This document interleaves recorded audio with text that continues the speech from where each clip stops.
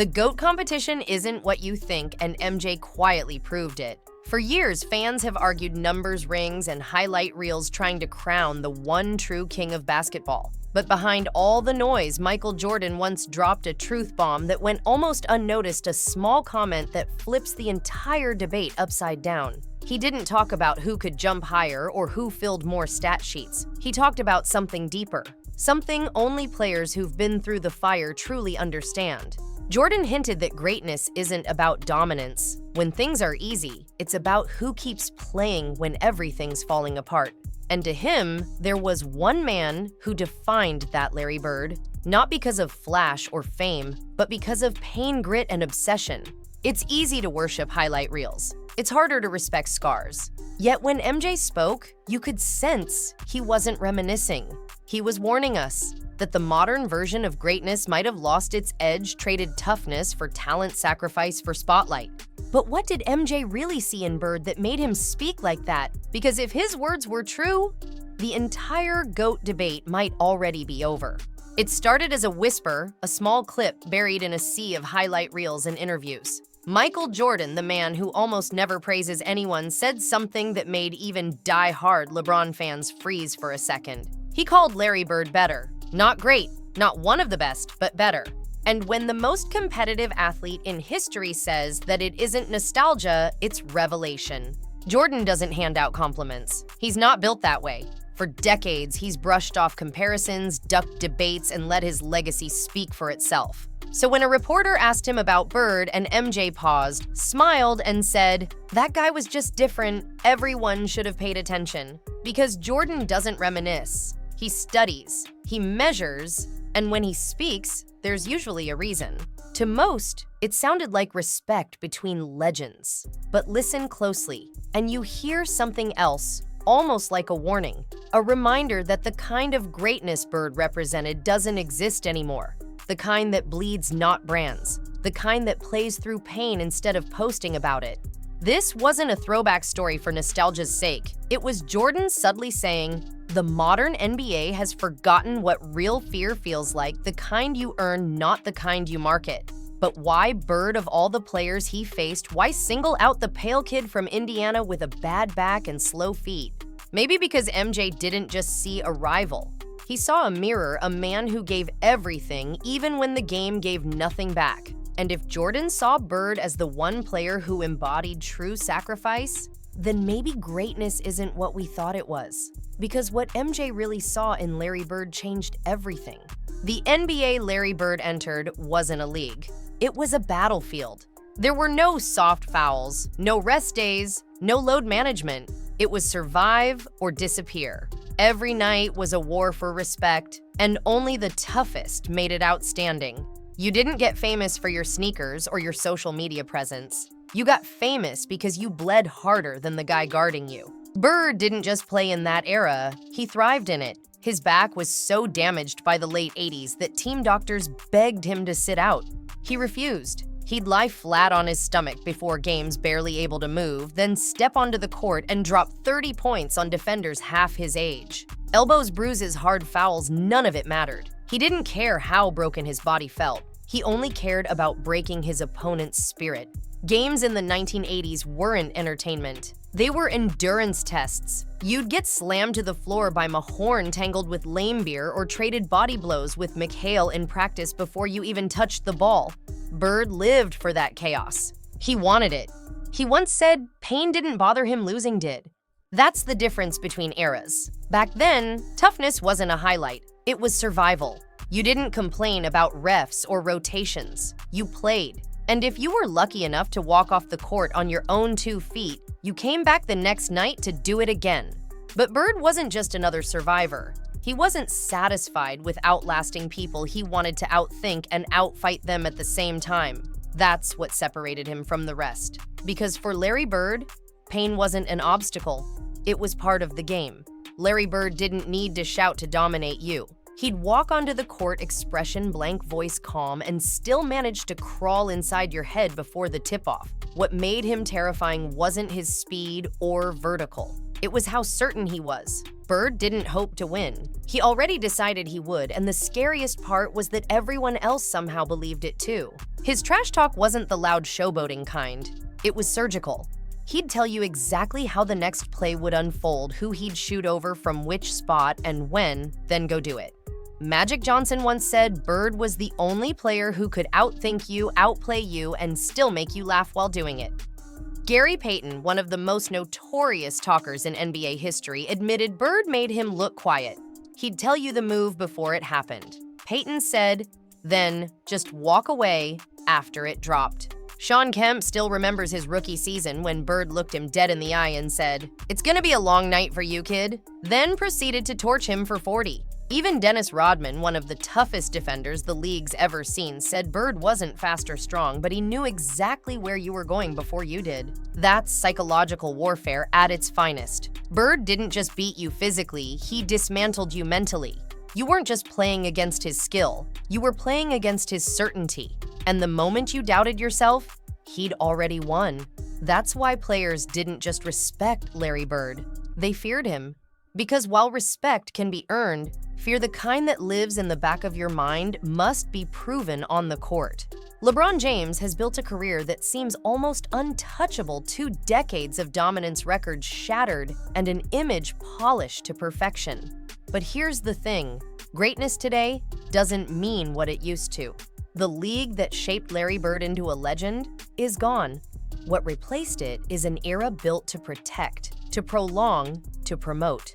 LeBron didn't grow up fighting through blood and elbows. He grew up in an age of sponsorships, highlight reels, and instant brand deals. The NBA didn't just market his game, it marketed him. Every rule change, every safety adjustment, every evolution of the modern schedule quietly tilts in favor of longevity. Hand checking, gone. Hard fouls out. Even a hint of physicality earns a whistle. It's not LeBron's fault, it's the system he inherited. A system that sells moments instead of battles, that glorifies style over scars. Science and technology do the rest. Recovery chambers, personalized nutrition, data-driven training. It's all designed to stretch careers, not test limits. The modern athlete can play longer, but the question is, are they tested the same way LeBron's greatness is undeniable? But it's a greatness sheltered by the safest version of basketball the world has ever seen. And that's exactly why the league adores him. He's the perfect face for entertainment basketball, marketable, charismatic, clean cut. A global brand that fits neatly into the NBA's corporate empire. But for all the trophies and accolades, there's something missing, that sense of danger, of defiance, of earning respect through pain and fear. Because here's what the highlight reels never tell you: the truth every old school player already knows. In a world built to protect stars, real toughness doesn't disappear. It just becomes harder to find. Pressure made both men famous, but in completely different ways. For Larry Bird, pressure was a wall he had to climb alone. For LeBron James, it was a path laid out for him, polished and protected from the start. That's the biggest difference between pressure manufactured and pressure survived. Bird's entire career was built on resistance. He wasn't chosen, he was forged. Coming from a small Indiana town with nothing but a hoop and a dream, every step was earned the hard way. No cameras followed him in high school, no endorsements waited in college. He built his legend brick by brick through pain, doubt, and setbacks that would have crushed lesser players. Every injury, every rival, every night he played through agony wasn't just a challenge. It was proof. Proof that greatness has to hurt before it means anything. LeBron, meanwhile, was handed a crown before he even stepped on an NBA court. The chosen one, a Nike deal at 18, documentaries before championships. He was born into structure, a system engineered to ensure he'd succeed. Coaches, teams, and media carved out a clear path for him. That kind of environment breeds comfort, not chaos. It creates manufactured pressure, the kind that looks heavy but never truly burns. Bird didn't need structure to find greatness. He built it through resistance. Every hit, every loss, every bruise taught him something the modern system can't replicate: how to suffer without surrender. That's why when you compare the two, Bird looks like a fighter and LeBron looks like a franchise. One became great by enduring pressure, the other by being shielded from it. And that's the part MJ understood better than anyone, because he'd lived through both worlds and knew which one truly made legends. Michael Jordan has always been about sacrifice, not spotlight. Behind every championship photo and every trophy was a man who gave up comfort for competition, fame for obsession. And that's exactly why he connected so deeply with Larry Bird. They both belong to a generation that didn't announce greatness. They proved it quietly, one brutal game at a time. Bird never needed a camera to validate him. He didn't curate an image or chase public approval. He let his game speak in a language only the truly great could understand: grit, pain, and consistency. When Jordan watched Bird limp through games, sweat pouring back, barely holding together, he didn't see weakness. He saw the cost of being great. That kind of sacrifice was sacred to him. LeBron, on the other hand, came from a world where greatness is declared, not earned. He's a brand first, a player second, polished interviews, PR-managed statements, social media campaigns, even televised decisions. His career has been shaped not just by performance, but by presentation. And while that's smart business, it's not the kind of legacy Jordan or Bird respected. Because real legends don't chase attention. Attention chases them. Bird didn't tell people he was the best, opponents said it for him. Jordan didn't demand respect, he took it by force. Together they understood something today's stars have forgotten. True greatness doesn't need a microphone. It just needs the will to bleed for something bigger than applause. So when MJ said Bird was different, he wasn't just reminiscing. He was drawing a line between sacrifice and showmanship, between being remembered and being marketed. And as we'll see next, even the numbers, the trophies, the stats, the headlines don't tell the full story of what made Bird untouchable.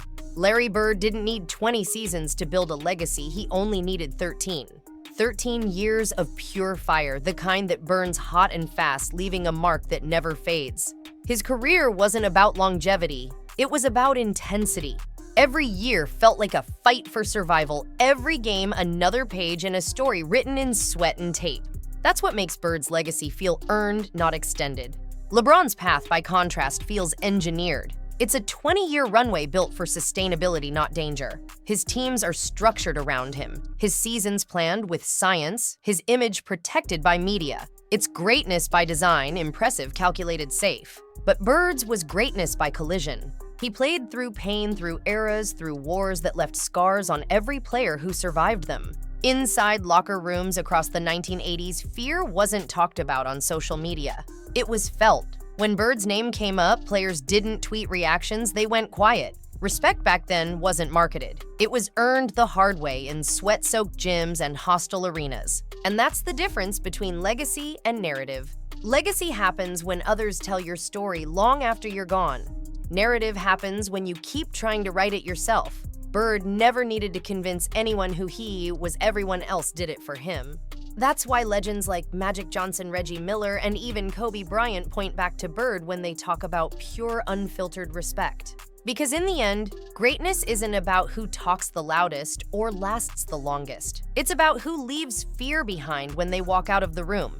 And there's one final piece everyone misses, the thing no stat line, highlight reel, or headline can ever capture. There's a part of Larry Bird's greatness that no number will ever capture, an invisible edge that existed somewhere between aura, intimidation, and mythology. You could see it on the faces of his opponents before tip-off, that uneasy look that said, "We're about to get cooked, and there's nothing we can do about it." Bird didn't just play basketball, he altered reality for the people standing across from him. He carried an energy that changed the temperature of a room. His presence made other legends raise their game or crumble under pressure. It wasn't just his shooting or his passing, it was the way he controlled momentum, like time itself bent toward his will. Every possession felt heavy when he touched the ball. Every word he spoke carried weight because everyone knew he could back it up. Modern stars chase validation, they count followers, clicks, and headlines. Bird never needed any of it. Validation came to him. The fans didn't create his legend. His opponents did. They feared him, respected him, and built stories around him that still circulate decades later. You can't manufacture that kind of mythology. It has to be earned in the crucible of real competition.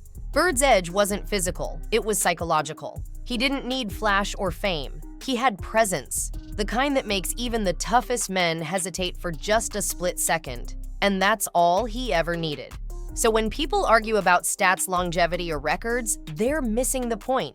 Greatness isn't something you declare. It's something that defines you through the eyes of those who couldn't stop you. Because in the end, the real question isn't how long you lasted, it's who truly feared your name when the game was on the line. This was never about old versus new, it's about earned versus curated.